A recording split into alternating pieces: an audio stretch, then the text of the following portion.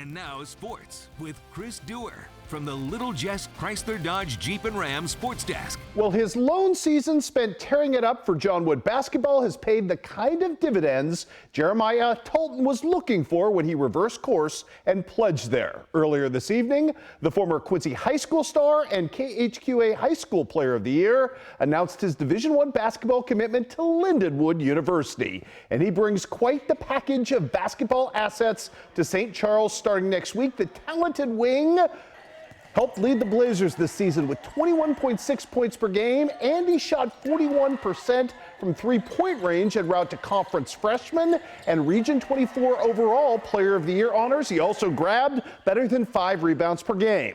Jeremiah will apply his sharpshooting skills in the Ohio Valley Conference and joins a Lions squad that finished 11-21 this past winter.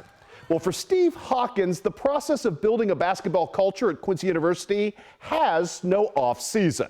And the privilege of being a Hawk player neither begins nor ends at the Pepsi Arena floor. The QU head coach reinforced that notion this afternoon, tying his team more deeply to the community that cheers them on with a trip to the Curtis Creek Retirement Community here in Quincy. You can call it an outreach by the QU program if you wish, but it was clear in the room today that the impact made and the smiles evoked worked both ways. I'm Zion Richardson. I'm also from Dallas, Texas, and I'm a junior. When we got invited here, the opportunity, I didn't think about it. My first thought was not about how cool this is going to be for the residents. My first thought was, how cool is this going to be for our guys? Because they have a chance to come out. Some of them, this is probably their first time in a community like this. And so they get a chance to see this part of people's lives. This is another opportunity also for them to meet some really cool people that have a lifetime of experiences behind them and have some really cool stories.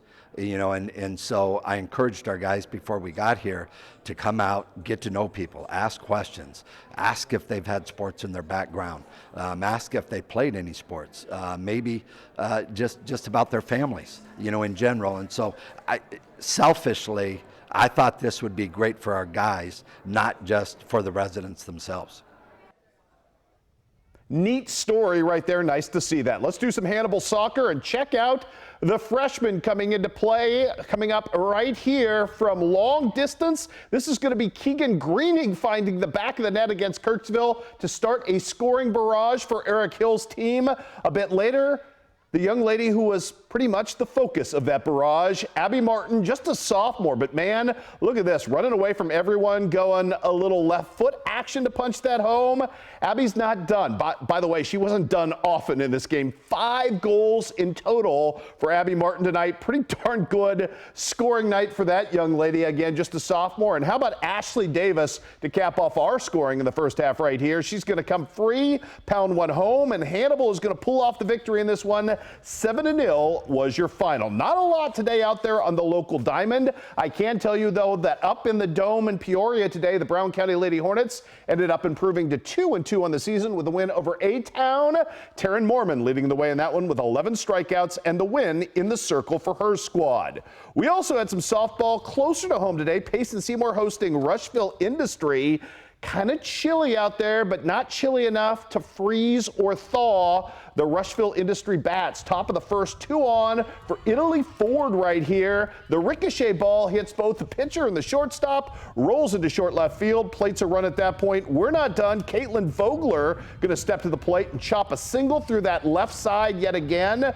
Good enough to plate another run, made it 2-0 at this point. More to come in this one as Addie Green is going to help extend the lead to 4-0 after the top of the first. Good start in this game. How about the good start by the defense as well for Rushville Industry? Brenna Swan at second base. Pretty nifty snare right here on the line drive to get her team out of a bit of a jam. However, Grace Klitz is going to put Payson on the board in the bottom of the first with this RBI single. Made it 4-1. Addie Green, though, would settle in the circle for her squad, record the strikeout right here, and get her team out of the frame. And that was big because to start off the top of the fifth man. Charlie Gerleman is going to get every inch of this pitch and more, reaching down to do it and driving it over the right field wall. Beautiful stuff from her. Solo home run in this one, extended the lead to 5-1. All Rushville Industry today as they win by the 10-run rule. 13-3 would be your final on the day. Finally tonight, let's do some high school baseball scores. We didn't have many of them, obviously, because of the weather being what it was. We can tell you that up in La Harpe today, wonderful pitching effort from Reese Shoup as Illini West shuts out Mercer County. 10-0 was your final there. Also on the docket today, over in Northeast Missouri, if I can pop that score up for you, I can tell you that MMA ended up beating Mark Twain by the final count in this one of 12-1. We've got our fingers crossed tomorrow night and throughout the weekend for good weather. It is a Boffo spring weekend, maybe the best and first one of its kind we've had if the weather holds. We've got the Quincy High Soccer Tournament. We've got the Quincy Notre Dame Softball Slam.